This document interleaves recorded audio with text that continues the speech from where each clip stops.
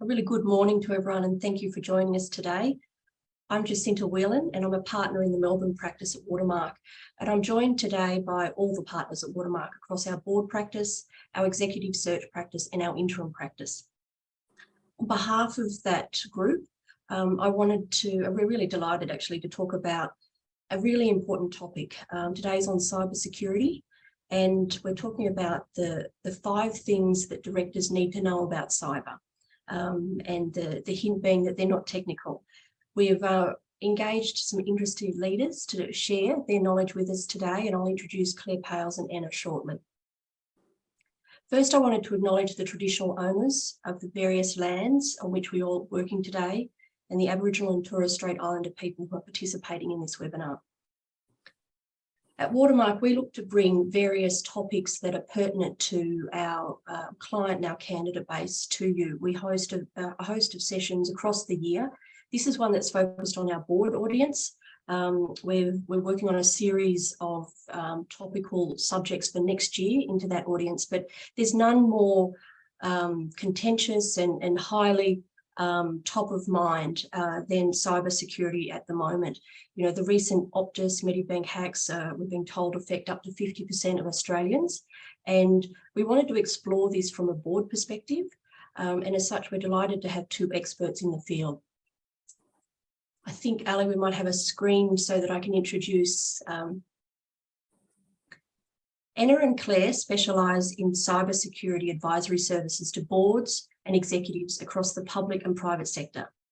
They advise ASX 100, family boards, regulators and not-for-profits. Anna and Claire are authors of a book called The Secure Board, How to Be Confident That Your Organisation is Cyber Safe. We were just talking that they've been to various WeWorks and things over the last couple of weeks and seen their book lying around in the kitchen. So that's fabulous. Claire Pales has 18 years experience across the security industry. She's a leading award-winning cyber strategies throughout Asia and Australia and has founded 2 cyber advisory businesses. Claire is a fellow of the Australian information security industry. She's a podcast host, she's a board advisor, and she's a coach to numerous CISOs across industry verticals. Anna Leibel is a non-executive director for SERV and Alfred Health. She was previously the CIO and Chief Delivery Officer for UniSuper, a $110 billion superannuation fund, and her role there included accountability for cybersecurity. And has 28 years across industry verticals, spans all aspects of IT, including the CIO, management consulting, and launching new IT services across global markets. Some housekeeping before we get in. Please use the chat in there today. Make sure you turn your setting to all attendees and panelists so that we can share those questions. And as we get to the end, and even throughout the session, we'll be looking in there. If you've got any questions, please raise them. And we can we really want this to be an ongoing, free-flowing conversation. So please raise your questions there. Throughout the session, which is being recorded today, and the podcast will be available to you afterwards via our website and a LinkedIn post, we will be conducting 3 straw polls during today, and that gives us some real-time data, which I think you'll find fun. Please note they're anonymous and confidential, and no one can see your vote, so please feel free to vote or not as you see fit. The session will run for an hour, we'll keep to time. Anna and Claire are not using screens, a novel idea, but we really wanted today to be that free-flowing conversation, and we'll cut the questions throughout. So I'm going to hand over to Claire to start. Thanks. Thanks so much, Jacinta, and thank you to everyone at Watermark for inviting Anna and I to speak today. And thanks for the really kind introduction. Listening to our bios is probably the hardest thing for anybody to do, so thank you for that. We want to make this quite interactive. We do have some things that we want to share with you, but I thought a really great place to start is to kick off this morning with a poll.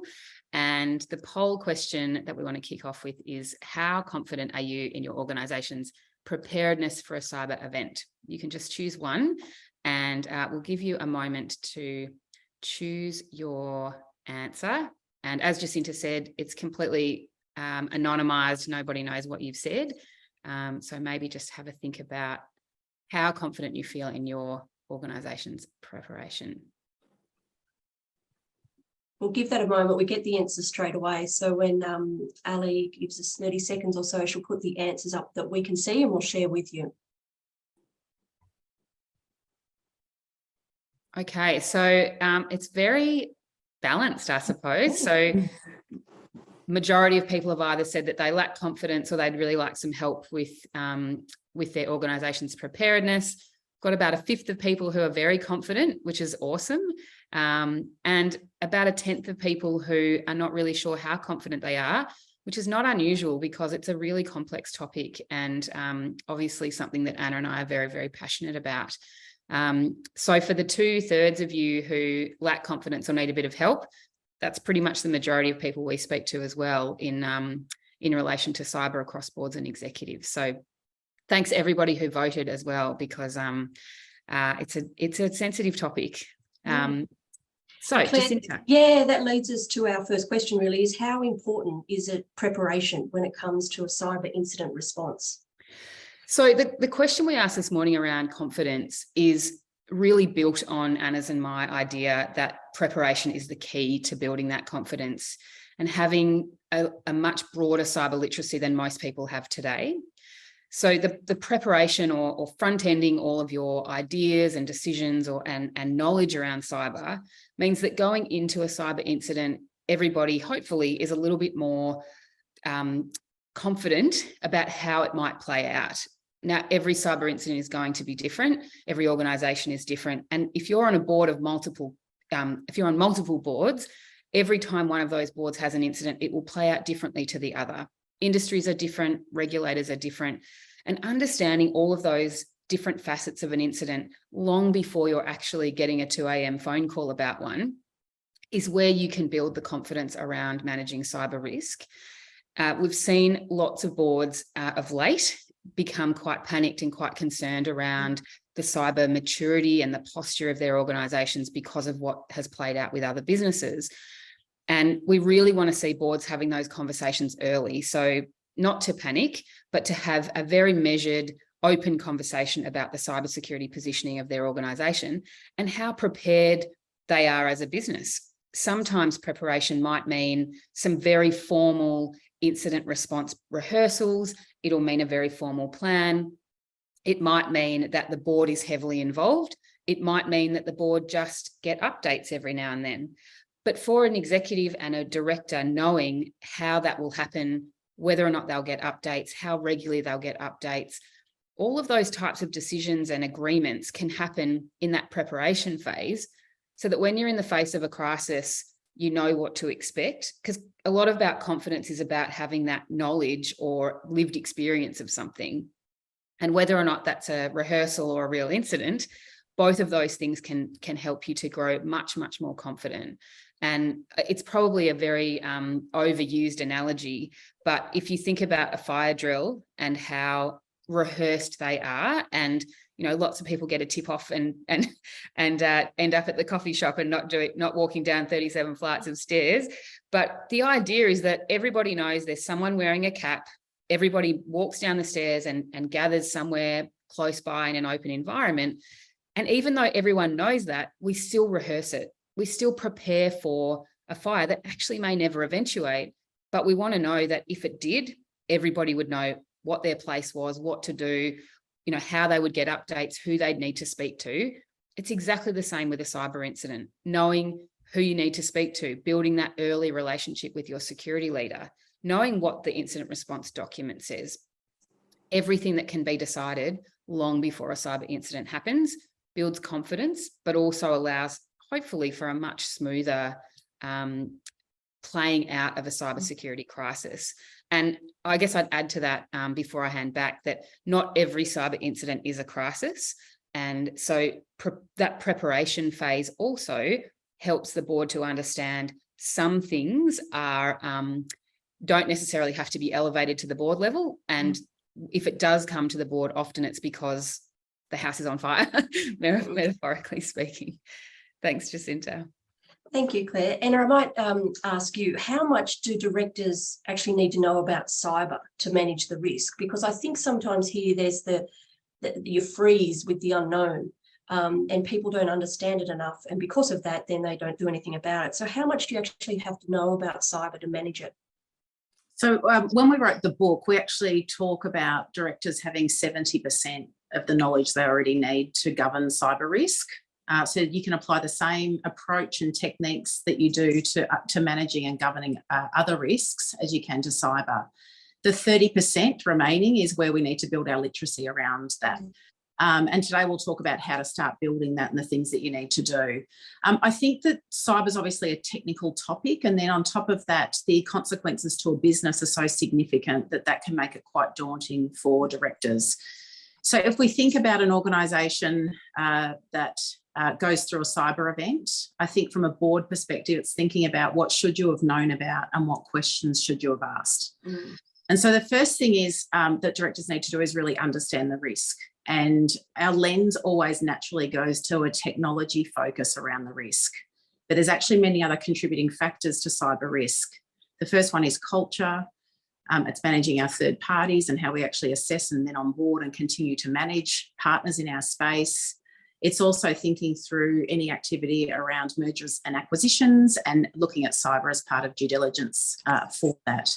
The other thing is really, really important is understand the impact of a cyber event on your organisation. So in a way, being able to quantify the risk for your business. And we're seeing that play out through the situation with Optus and with Medibank, through both the class actions that are being investigated for both organisations, the loss of customers, potential regulatory fines. So quite significant. And if we look overseas, in 2018, the Marriott hotel chain actually had a cyber event.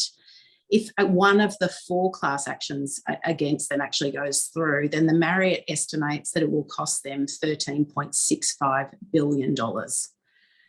And I think prior to the cyber events we've had locally across Australia, I think prior to that, a lot of directors and a lot of executives actually thought the cost of a cyber event was limited to the ransom demand. And that felt quite palatable, I think, to many organisations, regardless of what your position is or whether you would pay it or not. But most organisations think that they could pay a $1 million ransom. I think what we're seeing play out now is the other costs that are involved in a cyber event, which really does need or highlights the need to position that as an enterprise risk. The second piece that's important for directors to demonstrate is how they're actually using their role as directors and overseeing the way that the business is being run, and using that leadership, that role of leadership, to actually influence how cyber is prioritised in the business. And some examples of that is cyber risk or risk management as a whole actually in the KPIs of the CEO? So as a board, we set the performance indicators for the CEO. We also assess their performance and decide on how they will be rewarded for their performance in the year if they're under an incentive structure. And so that's a great opportunity to actually influence that, as we know that what you measure is what you get. And the tone really does come from the top, from a board and then CEO perspective. The second one is to ask questions in the boardroom to executives other than the CIO. And that's a really good way to get a gauge on how the level of engagement across the executive team in cyber, and understanding the role that they all play in keeping the organisation safe. Claire and I had a conversation with someone about 2 weeks ago, and there was a comment made that the CIO wasn't effectively changing the culture across the organisation and creating a cyber safe culture. And we really see that relying on the CIO to do that alone is not going to work. It's not going to get the buy-in that you need. It really needs to come from the top, from the CEO. And then the last piece in board meetings, again, is really thinking about the papers that are coming forward to you, whether it's status updates or requests for endorsement of strategies or funding, and really thinking about or asking management how they've applied a cyber lens to the work that they're doing. And once again, you can ask the executive that is presenting the paper to you, not the CIO. And I think that will give you a really good indication about your cyber culture within your organisation and how the risk is currently being managed. The third piece is actually related to what Claire just started to talk about, and that's really understanding and being comfortable, not just from a process perspective, but even from a values perspective, about how prepared the organisation is to respond to an attack. and really knowing what that means to your business operations. So we're actually going to do a short poll now, and then I'll continue talking about this. The question on the poll is, how many days could you operate as a business on pen and paper?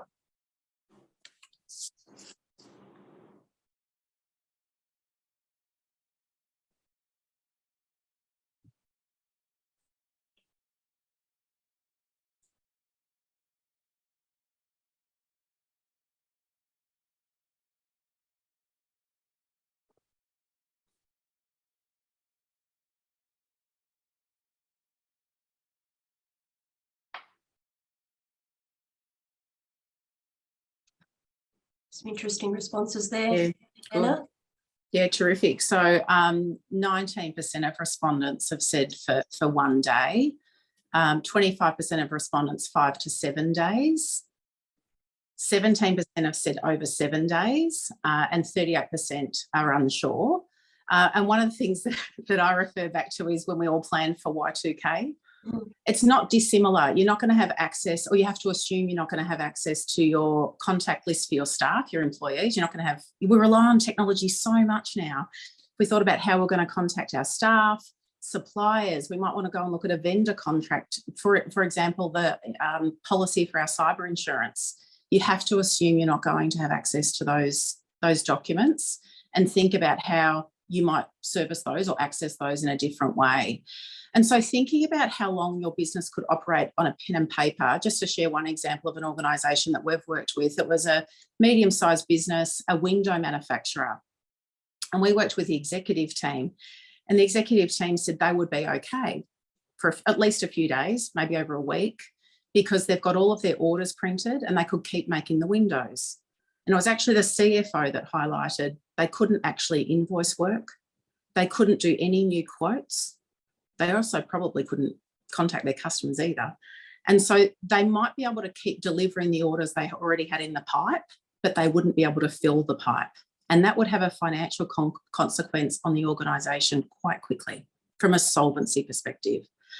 So some of the other areas that we need to think about when we're preparing for or being prepared for a cyber event as a director, this is one that is often not considered, is how long would it take your organisation to know that there was suspicious behaviour that needed further investigation? And as Claire mentioned before, suspicious behaviour does not mean it's a cyber event. It also doesn't mean that it needs to be a crisis, but it's how would your organisation know that something was not quite right?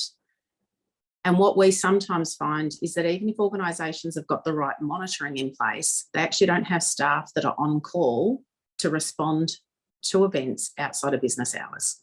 So it's thinking through about your ability to actually identify and then investigate any of those. The next one is how long would it take to restore systems? So it's really thinking about if you had to either rebuild your systems from scratch or even just stand one more system up, how long would that take? And that's related back to the how long can your business operate using pen and paper.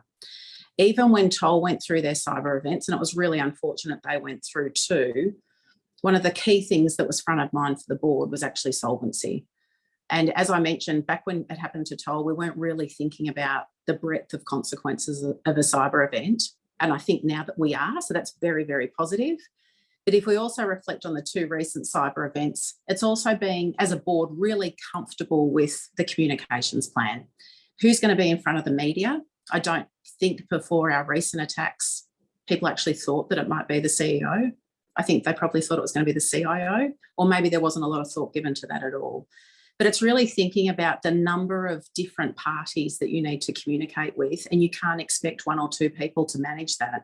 It needs buy-in from across the organisation. You've got, the media, your customers, the regulators, just as some examples. So it's really thinking through and having confidence in that incident response plan.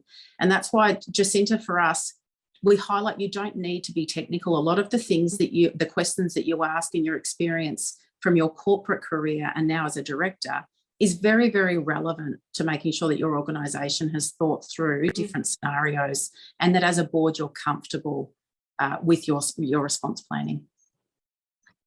Claire, I'm going to, is it all right to go to Claire? Yeah. A lot of this comes down to, and you've mentioned a couple of times that, you know, it's not just the CIO's problem here. This feels like a broader business culture that needs to be built. But what is the value, my question, what is the value of having a dedicated cyber leader in the organisation? Are you seeing that growing? Are you seeing it not as important? I'd love to hear your thoughts on that. Yeah, so Anna and I focused a whole area of our book on this topic because there's a lot of businesses who don't necessarily have someone inside their organisation who is responsible for cyber. And there's a few sort of pieces to this, because a lot of businesses might think, well, we're too small, or we've got an IT person, so they're looking after cyber, or we outsource our IT, so someone from there is looking after our cybersecurity. And even if you outsource, there still needs to be someone inside your organisation who is the go-to when that outsource provider comes and says, you've got a problem. Someone inside your organisation needs to have that responsibility within the business who knows the business and understands, you know, to Anna's points before, the ins and outs of what is happening in your organisation, how you make money, how the organisation is put together, what your future strategy is. No outsource provider is going to know any of those things and the context of the impact of a cybersecurity incident on the future of the business. So having a cyber leader who's dedicated means a number of things. First of all, the board can build a really trusted relationship with that person long before they're in a war room of a cybersecurity incident. You want to know who that person is that is responsible for cyber. Have them in front of the board, talking to the board, and the board know who they are and have that level of trust that not only are they talking to the board, but they're also building relationships with the CEO. Having that trusted leader as well also means that they would be in a position to talk to peer organisations. So, for example, if you are an electricity provider, your security leader should be having conversations with the CISO of another electricity provider, for example.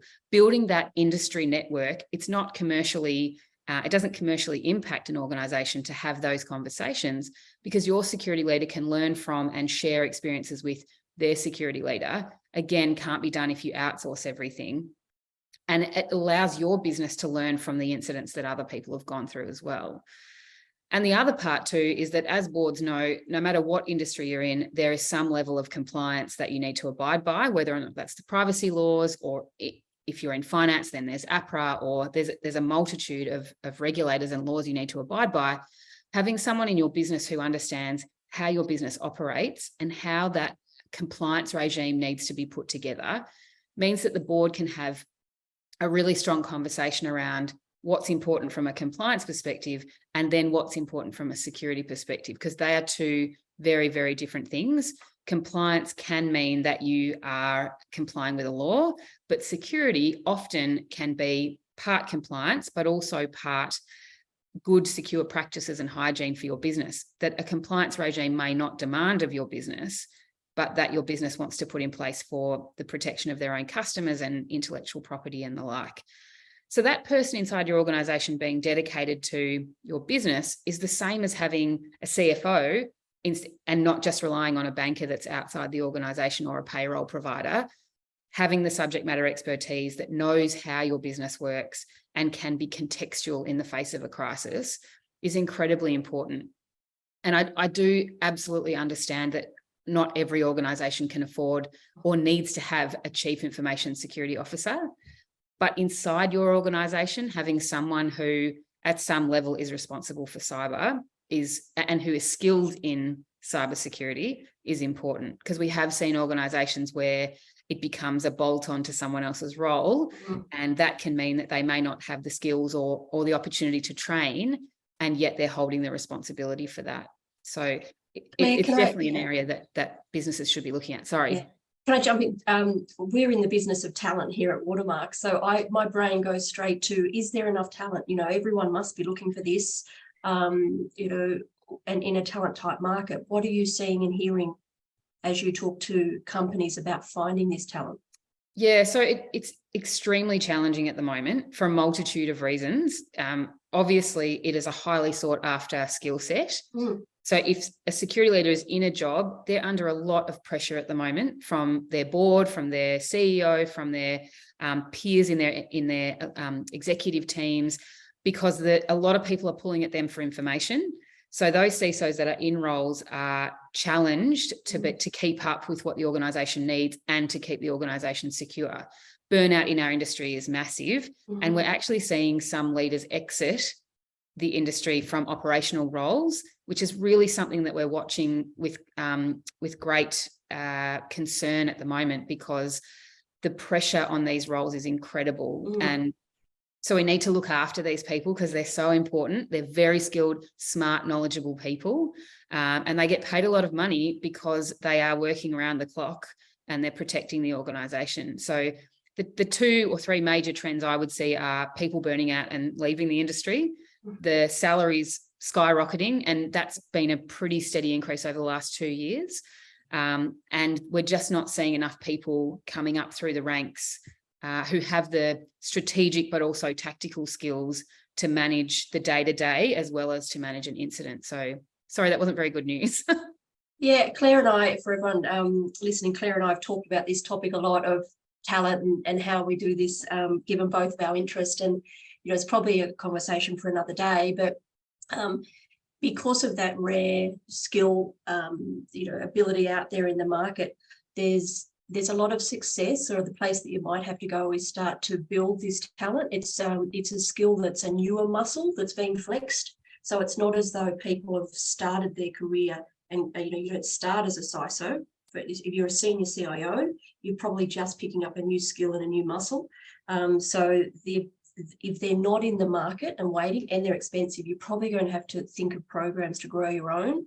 And start to carve roles out for people who are the hungry young people coming through your organisation. We're off topic already, but I can't help but ask that question. Are we all right to throw to Anna? Yeah, Anna, let's sort of share with the audience, what does a good cyber strategy look like? Where do you even start this? And I think this is also why you need one.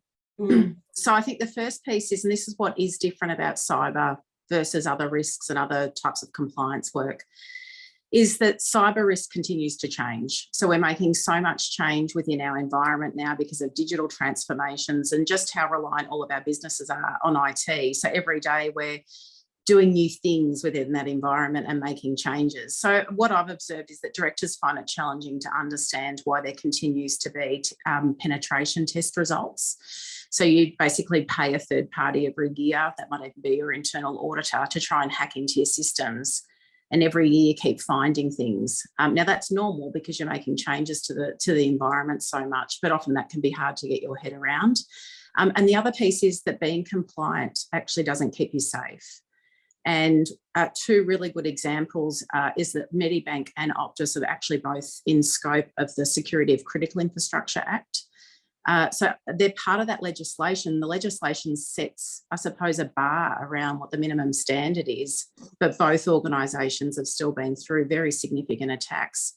And for me, it's thinking through that the artefacts might be in place, but you've got to think through about how thorough they are and whether you as a board are satisfied with how, I suppose, the level of detail that's gone into those. And so a cybersecurity strategy, or at least a plan, is just one of the things that we look for as a director to give us confidence in what management's doing to manage the risk. And so some of the things that I would look for if a cybersecurity strategy came to my board table, if it was only about technology, it would be a red flag for me. Gone are the days where cyber is just focused on IT. It's really focusing on the entire organisation. It needs to reflect the company strategy. So it needs to reflect mergers and acquisitions if that's something that your organisation is working on. It needs to make sure it's focusing on culture. We know that over 95% of cyber events are actually caused because of human error.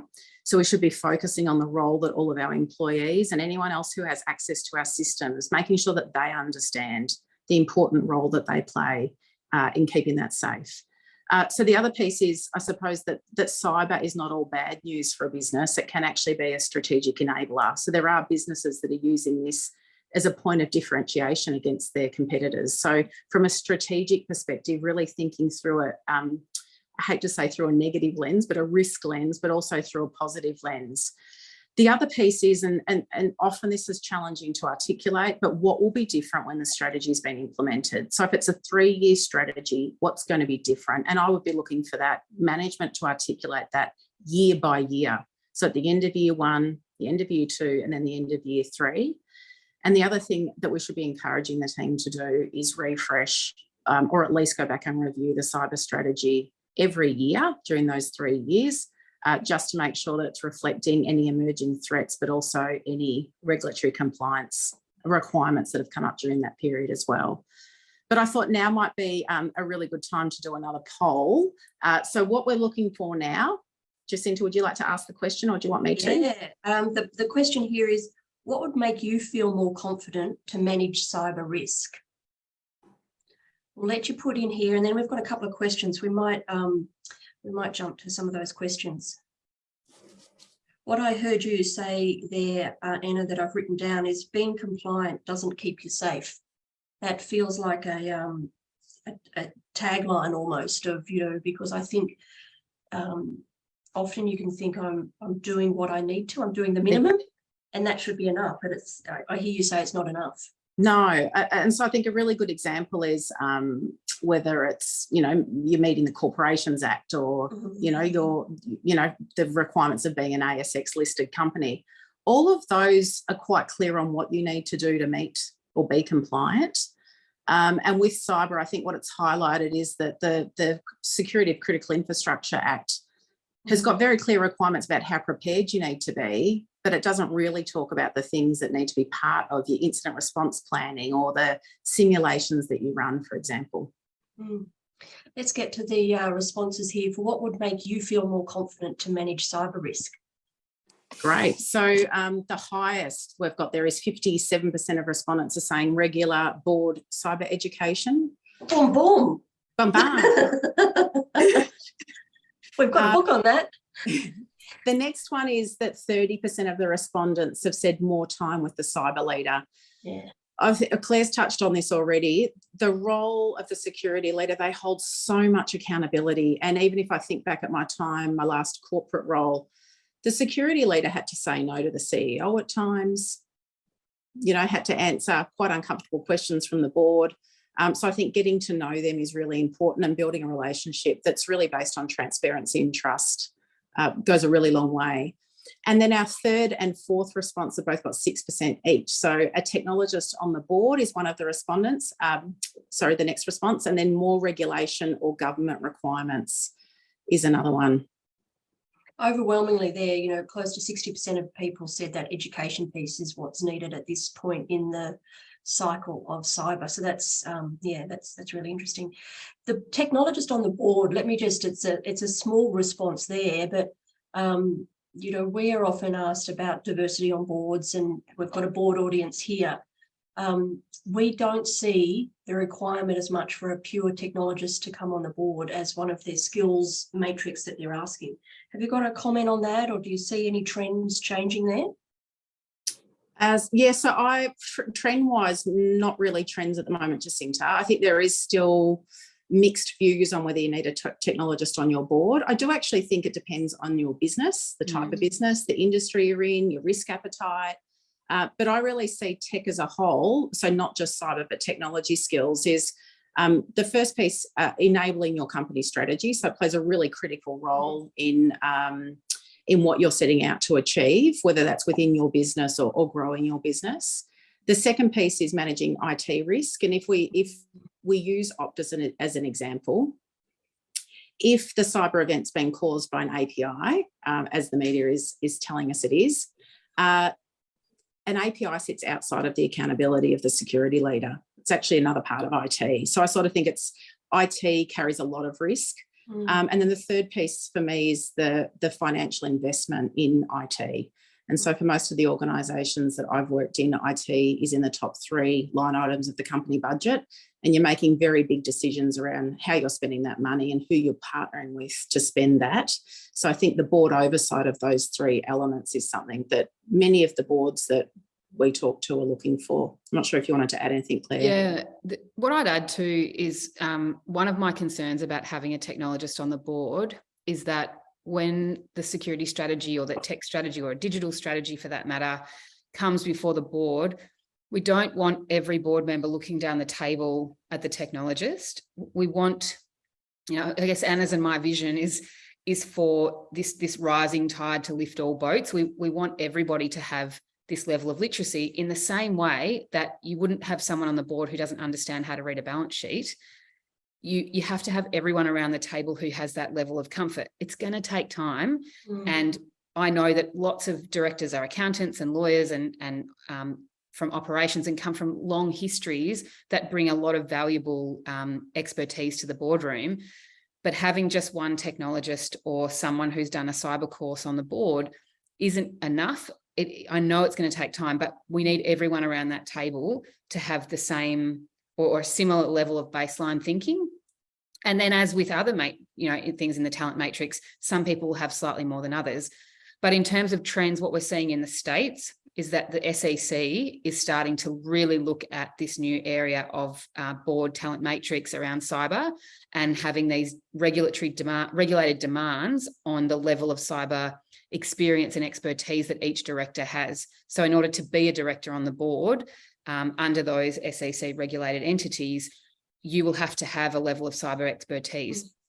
Now, I don't know if there'll be an amnesty on that in terms of how quickly that needs to happen, but that type of regulation is coming into the States and is working its way through the channels at the moment. So without a doubt, if that passes, when it passes, it could have flow-on effects across the globe in a very positive way for directors who maybe sit on boards in different places for global organisations as well.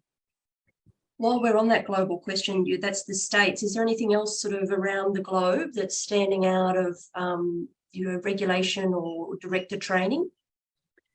I guess nothing specific from me. Anna, did you want to add? No, I think the SEC is the one that's taken.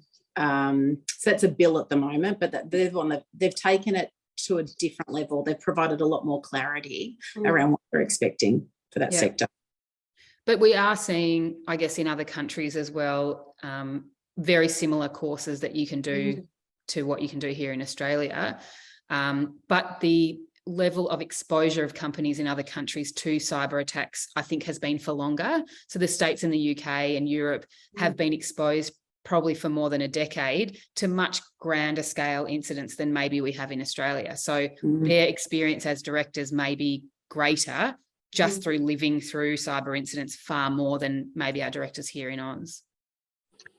If I can jump to a question, Nigel has asked us a question and he says, do you recommend air gap backup? I believe in this yet our IT support said in cloud and too hard to do air gap backup as too many programs.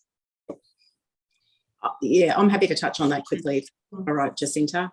I definitely think from a technology perspective, it's a great solution in terms of what it's offering. It's really just protecting your backups. Now, I suppose it worries me that someone's saying that you won't be able to get access to it, because in a way that's like waving a red flag to hackers. And I think if we just think about the emerging cyber threats and how much the landscape has changed even in the past few years, part of our challenge that we have is that we actually can't keep up with hackers. So I agree that sounds like a really good solution. I think protecting your backup is really part of, I suppose, your ability to be able to recover. But we don't know what the hackers are going to do next. And even if I can just share another example with one of the boards that we've worked with, they're all cloud-based. So they're in a very fortunate position. They have tested that they would be able to recover their systems within 1 hour. And so from a management perspective, they've provided the board with confidence, I suppose, the business could be stood up again within an hour. But what that doesn't allow for is any time that you spend around negotiating with hackers. So it doesn't all happen quickly. There's a school of thought that cyber events are quite fast paced, but they're actually not. So even if your business can recover quickly, it doesn't mean that you're going to speed up any demands from a hacker or any negotiation or any engagement with regulators, for example. On that, the hacker question, we've read recently the school of thought, to your words, of not negotiating with hackers and not paying the ransom. Have you got a comment on that? Is that where we're heading, or are people going to pay the money there? I would say don't negotiate. But when I say that, I'm talking to this audience and saying, as an organisation, don't negotiate. If you're in a position where you feel that you want to negotiate, use a negotiator. Go and speak to a breach coach, a cyber lawyer, through your insurer. Don't try and manage it on your own. You have no way of knowing how that's going to play out. And to Anna's point before about incidents taking a long time, ransom negotiations can take weeks. And so, and some ransom demanders will negotiate, but don't try and do it yourselves. Definitely get expert people who know what they're doing, who know how these cyber criminals operate to do that. I'm not advocating for paying ransoms or not paying ransoms, but if as an organisation you want to try and negotiate with the cyber criminals, do not do it on your own. Get an expert to help you, because that's what we pay them to do, because that's what they do best. I think that paying the ransom, obviously in Australia, our government does not support the payment of ransoms. We do know, though, that companies do pay them. We've seen in the States, companies pay them and the FBI actually be able to get some of that money back. But you just don't know how it's going to play out. And as an organisation, back to my comments from the very start of the webinar, if you don't know at this point whether or not as a board you would make the decision to pay a ransom or not, now is the time to be having that conversation while you're preparing. And I mean, I think we're always preparing, but while you're not in the face of a crisis, think now, if I was faced with a $1 million or $10 million ransom demand, and there was sensitive information that could harm people at play, as a director, how would I feel about the payment of that ransom? Because money is money at the end of the day, but paying a ransom is much more than just paying a bill that's $10 million. So, ethically, how do we feel about that? Morally, how do we feel about that? Financially, from a solvency perspective, how is the government going to look on this decision? They're all things you can do in the safe learning environment of the boardroom long before someone's breathing down your neck saying, pay this by tomorrow or we'll release your documents onto the dark web. So thinking through, personally as a director and as a board, how would that play out for you? And what if your opinion is different to the chair or is different to someone else around the table? You need to know that now, not when you're all arguing about whether or not you want to pay it. Do you have the money to pay it? Do you have that sort of cash? Because it's not as simple as just, well, here we're going to write a check. It's Bitcoin, it's cryptocurrency, it's what if we pay and they don't give us the keys to the kingdom? All of those things you can play out in a scenario. Can I ask then, are hackers, are they individuals? Is it typically, it's hard to know, right? But are they organisations? Are they individuals? Are they governments? Is it always money they want? I don't want us to get too far down this thing. Other questions, but just as a general rule, this is intriguing, right?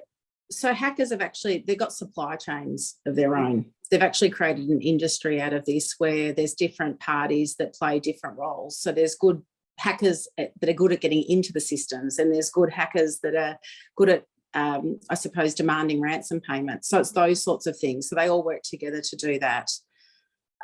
It's quite a sophisticated model that we're working with. Definitely. And it's not always for cash. Sometimes it's for disruption. That can be politically motivated. It can be financially motivated, not through a ransom, but through the breakdown or shutdown of particular systems. And, it's a very well-used example, but with Colonial Pipeline last year, I mean, that stopped fuel on the eastern seaboard of America. And that was not even a incident in their SCADA systems. It was an incident in their corporate network, but they shut everything down because of the safety risk as well of obviously being a fuel distributor.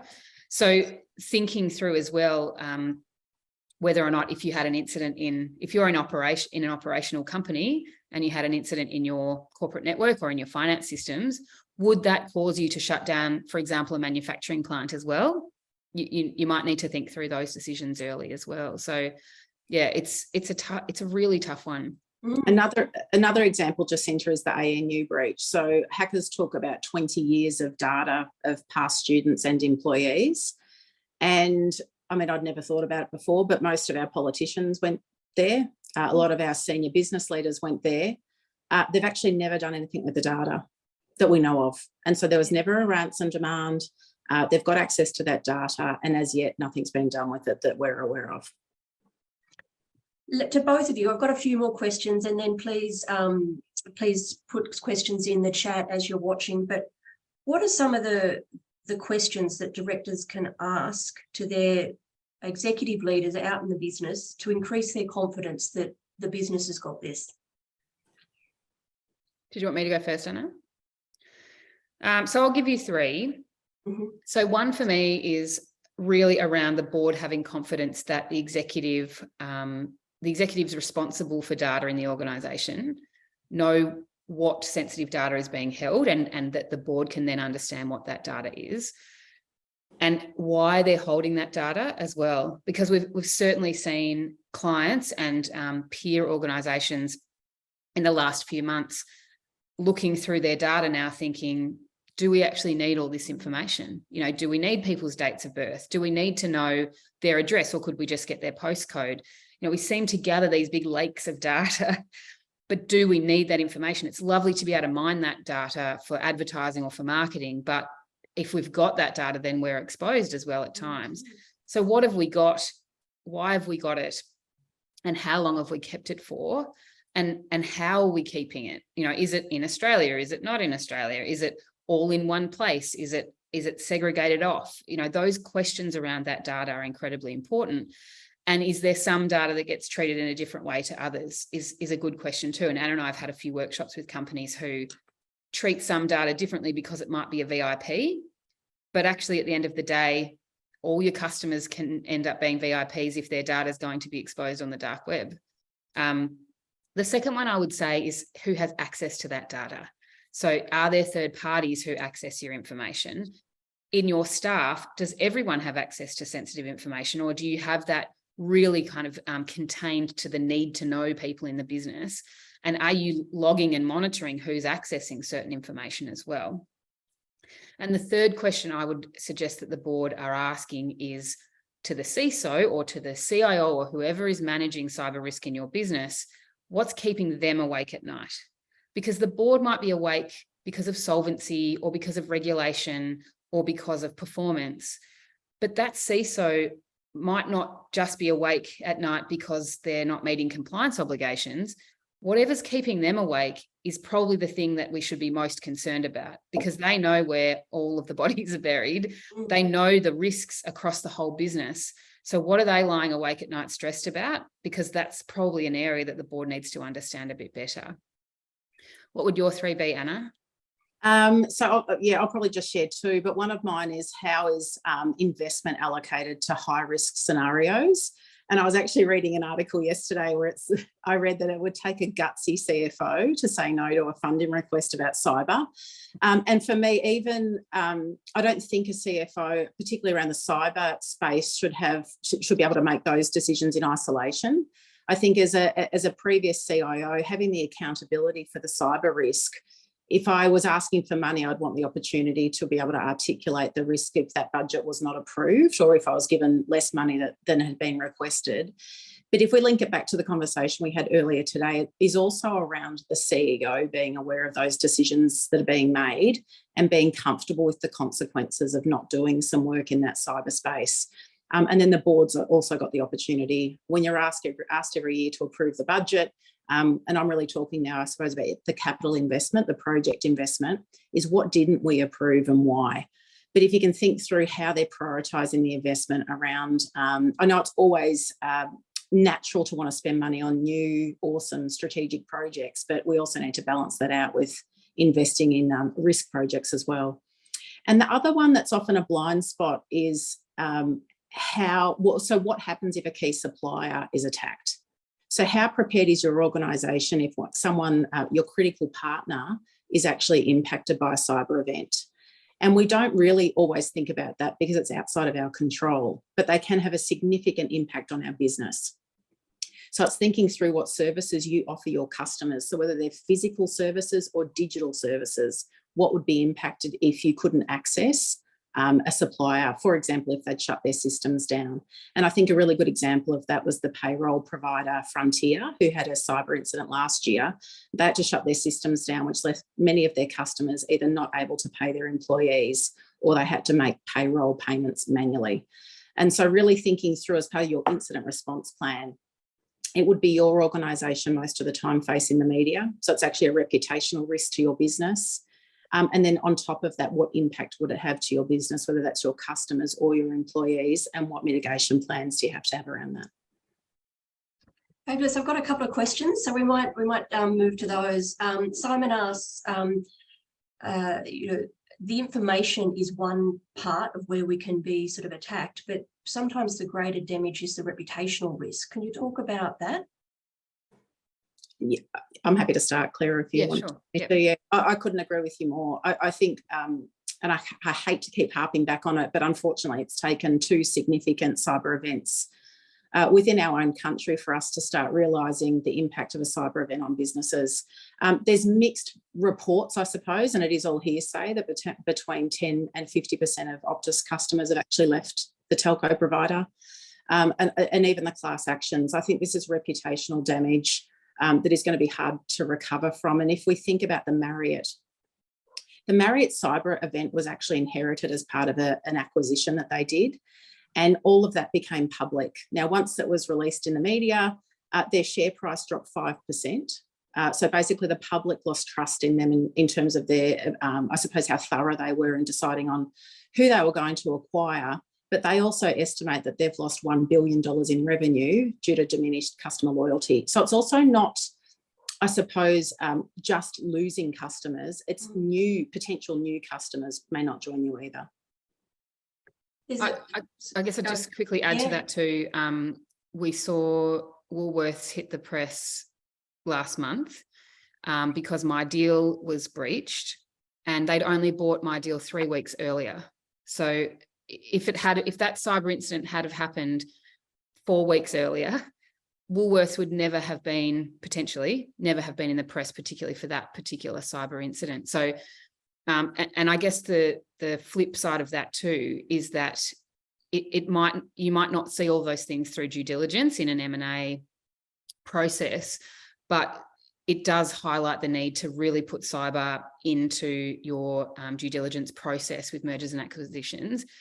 But I think the key thing about reputation is really owning, if you do have a cyber incident, owning the incident, and whether it's something you bought 3 weeks ago or 3 months ago, or it's your business, being very transparent and thorough in your communications. And as we've been saying the whole time, thinking through who would you notify first, who is the most important person to be understanding that you're in the throes of a cyber incident, and not necessarily alerting people too early or too late, but really thinking about what's that sweet spot of communication, because the reputation can be impacted when people feel like they're not informed, or they were informed too late, or they weren't informed first. And you're not going to keep everyone happy, but thinking about how you might manage your communications is the key to the reputational impact. And you can't insure for that. We've seen some cyber insurance where they give you some money around PR and managing your reputation.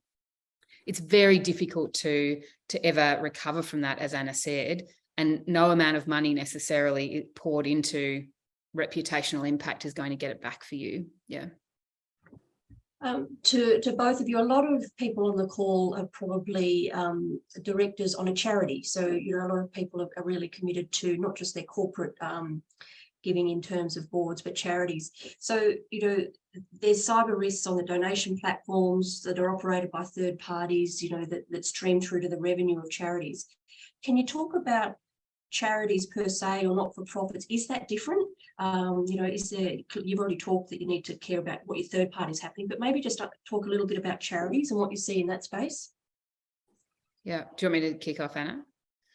So one of the blessings and curses of charities is that they are mission-led.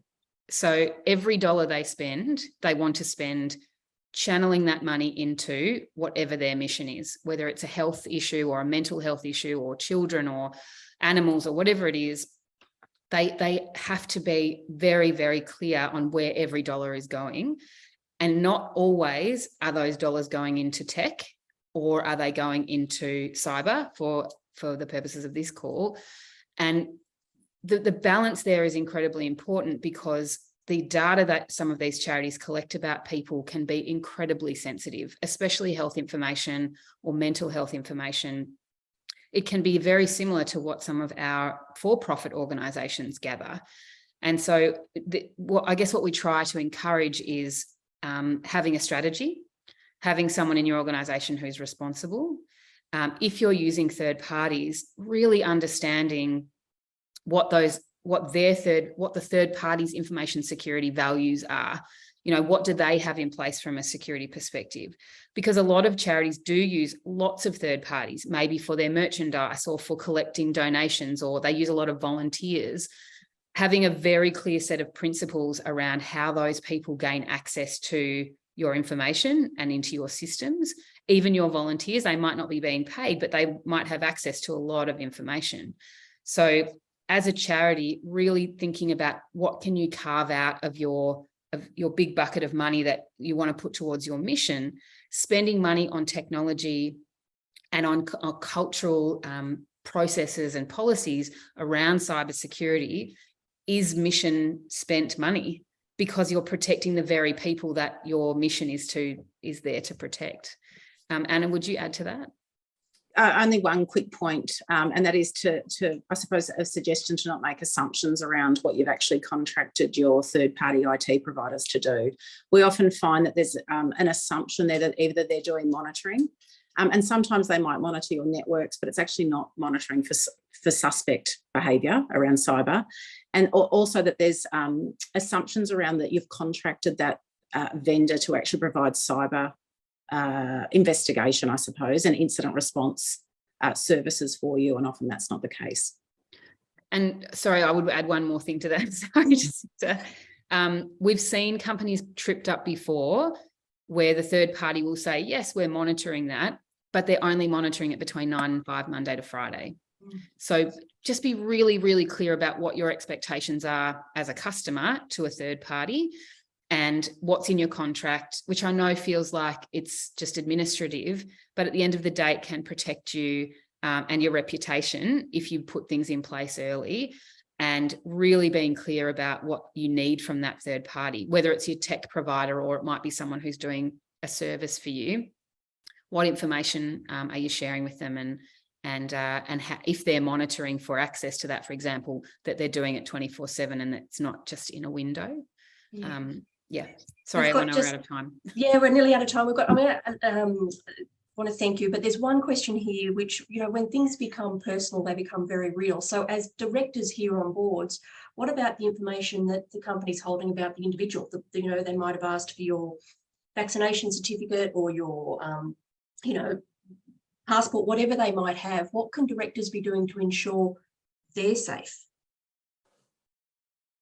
Do you want to kick off, Anna, or I can? Yeah, true. Yeah, I'm happy. I would ask why they need it, for starters. And if that information is required, then where is it going to be kept, and who's going to have access to it, and how long are they going to keep it for? Like, you might be on a board for 3 years. Are they going to keep it longer than that? And yeah, just the necessity of collecting that information is really important. And where will it be, and who will have access? Anna, did you want to add? Yeah, mine's not so much about personal information. I suppose it's how directors get and manage sensitive information from the company. And so we do use a lot of personal email addresses to send information around about governing the organisation. A lot of organisations have got, say, Diligent, where they're actually accessing their board papers, but there is still sensitive information going around over email. So I think it's considering that. And there are still directors that print their board papers. So thinking about how they're disposed of. Yeah. We could keep talking, as we knew when we were preparing for this. Thank you so much, Claire and Anna. Really informed. I love that we didn't use slides, because this does feel like we're almost in a boardroom just bouncing around. How do we get better educated at this? And that's what we wanted to leave the audience with today. There was a couple of takeaways for me. That this is a muscle that people need to build and organisations need to build. You're not expected to know it all, and there'll be an education phase. And I've already said it before, but being compliant doesn't mean you're safe. And this is such a topical topic that I hope we've left you with some questions that you might be able to take back when you're on a board, questions that you might be able to take if you're in an executive role. This isn't the responsibility of one person or one department. This feels much bigger than that. So we're going to leave you. Have a fabulous day. Thank you for joining us. And Claire and Anna, thank you once again. Really appreciate it. Thank you. Thanks for joining us, and thank Watermark. Thank you. Thanks.